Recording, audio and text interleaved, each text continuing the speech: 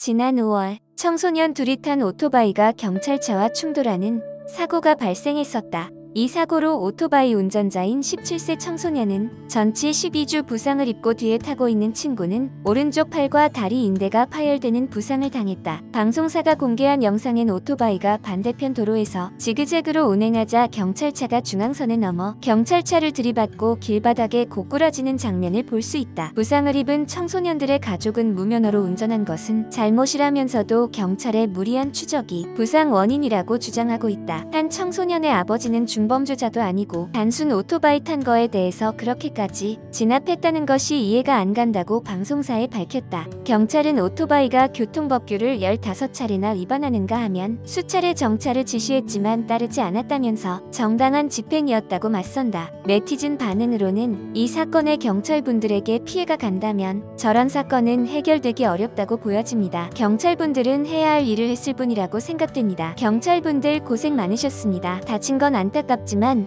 법을 어긴 죄인을 잡는데 과잉 단속이 어디 있나요? 잡는 게 우선이죠. 법을 어기지 않았다면 저런 일도 생기지 않았겠죠. 경찰분들 힘내세요. 라며 경찰들을 옹호하는 반응들이 많았습니다. 8월 5일 경찰청 페이스북에는 제주경찰이 흉기 난동범을 검거하는 영상이 게재됐다. 경찰은 회칼을 든 남성이 사람들을 위협한다는 신고를 받고 현장에 출동했다. 경찰은 경찰봉 하나를 들고 흉기 남성과 대치했다. 경찰 여럿이 모여들자 심리적 압박을 받은 남성은 회칼을 바닥에 던졌고 못 제압됐다. 경찰 조사 결과 남성은 가게에서 여성 종업원에게 호감을 표현했으나 거부당했고 이에 화가 나 범행을 저지른 것으로 확인됐다. 하지만 한쪽에서는 이와 같은 다급한 상황에서도 다른 무기를 쓸 수 없었던 상황에 대해 안타깝다는 의견이 올라오기도 했다. 저런 상황에도 총기를 못 쓰는 거야? 진짜 언제 한번 경찰 관분들이 크게 다치고 나라가 시끄러워지면 그때 허용하려고? 아니 흉기 들고 있는데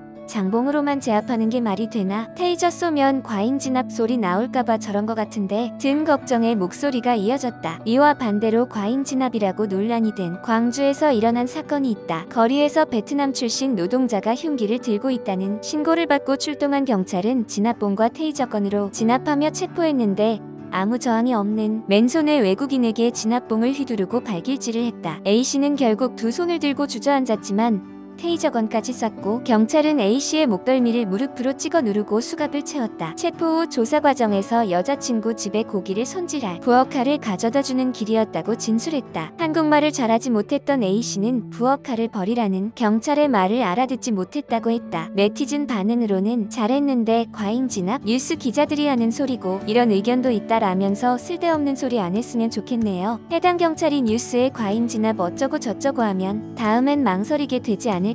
다칠 수도 있는 상황에서 훌륭하게 잘하신 것 같네요. 매우 적절한 조치였다고 생각합니다. 고생하시는 경찰분들 감사드립니다. 라는 반응들이 있었습니다. 과잉 진압과 적절한 조치 여러분들은 어떻게 생각하시나요? 이상 논쟁 이슈였습니다.